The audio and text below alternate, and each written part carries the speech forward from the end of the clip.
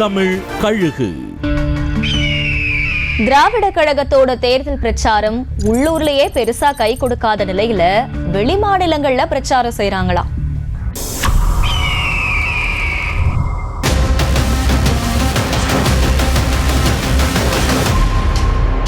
தமிழ்நாட்டுல தேர்தல் நடந்து முடிஞ்சிருக்கிற நிலையில மற்ற மாநிலங்கள்ல இன்னும் 6 கட்டமா ஜூன் 1ஆம் தேதி வரைக்கும் தேர்தல் நடக்கிறதுக்கு.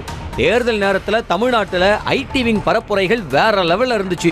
ஆனாலும் அதுலயே திராவிட கழக ஐடி விங் பங்களிப்பு பெரிய அளவுல இல்ல. இந்த நிலையில வடமாநில தேர்தல்களுக்கு பாஜகவுக்கு எதிராக பிரச்சாரம் செய்ய திட்டமிட்டு இருக்கக்கூடிய திராவிடர் கழகம் அதனுடைய ஐடி விங் மூலமா சின்ன சின்ன போஸ்டர்களை ஹிந்தி மொழியில தயாரிச்சுட்டு வர்றாங்களாம். அதுல விலைவாசி உயர்வு, மத பிரச்சாரம், அடிப்படை வசதிகள் இல்லாதது உள்ளிட்ட பல பிரச்சனைகளை பல்வேறு மாநிலங்கள்ல கொண்டு சேர்க்கிற வகையில ஹிந்தி போஸ்டர்களை உருவாக்கி பரப்பிக்கிட்டு இருக்காங்களாம். ரொம்ப சுமாரான போஸ்டர்கள் பெரிய அளவுல ரீச் இல்லையா. உள்ளூர்லயே பிரச்சாரம் எடுபடல, இதுல வெளி மாநிலமா அப்படின்னு குரல்கள் எழ ஆரம்பிச்சிருக்கான். வன்னியர் உள்ளிட ஒதுக்கீட்டுக்கு எதிராக வழக்கு போட்டவரை விழாவுக்கு கூப்பிட்டதால விழாவே ரத்தாகி இருக்கான்.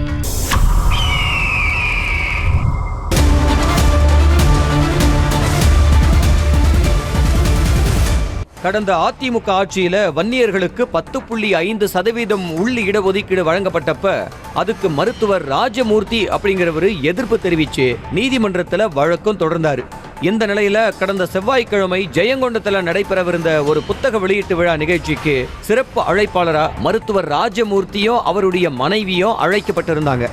எங்க இடஒதுக்கீட்டுக்கு எதிராக வழக்கு போட்டு எங்க ஏரியாவிலேயே வந்து சிறப்பு அழைப்பாளரா கலந்துகிட்டா நாங்க சும்மா இருப்போமா அப்படின்னு சொல்லி சமூக வலைத்தளத்துல எதிர்ப்பு தெரிவிச்சிருக்காங்க. இந்த நிலையில புத்தக வெளியீட்டு விழா நடக்கிறதா இருந்த இடத்துல போராட்டம் நடத்த போறதாவும் அந்த அமைப்பினர் அறிவிச்சிருந்தாங்க.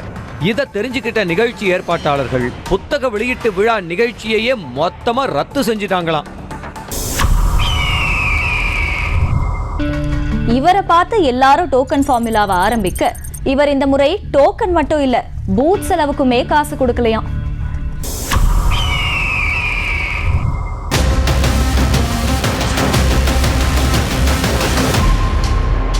உலகத்துக்கு டோக்கன் ஃபார்முலாவை அறிமுகம் செஞ்சு வச்சவரு இந்த முறை என்ன ஃபார்முலா யூஸ் பண்ணுவாரு அப்படின்னு எல்லாரும் கவனிக்க இந்த முறை ஃபார்முலாவே கிடையாதுன்னு ட்விஸ்ட் வச்சிருக்காராம்.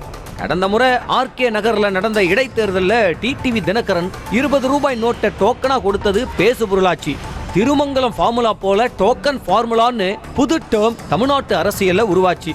இந்த முறை டிடிவி தினகரன் தேனி மக்களவை தொகுதியில போட்டியிடுற நிலையில இந்த முறை என்ன ஃபார்முலாவை பயன்படுத்த போறாரு அப்படிங்கிற எதிர்பார்ப்பு அந்த பகுதி மக்களுக்கு இருந்திருக்கு.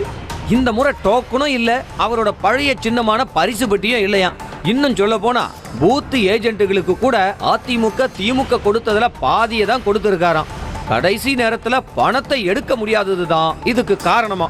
ஆனாலும் தேனி பகுதியில நான் காசு கொடுக்காம ஜெயிப்பேன் அப்படின்னு சொல்றாராம் டிடிவி தினகரன்.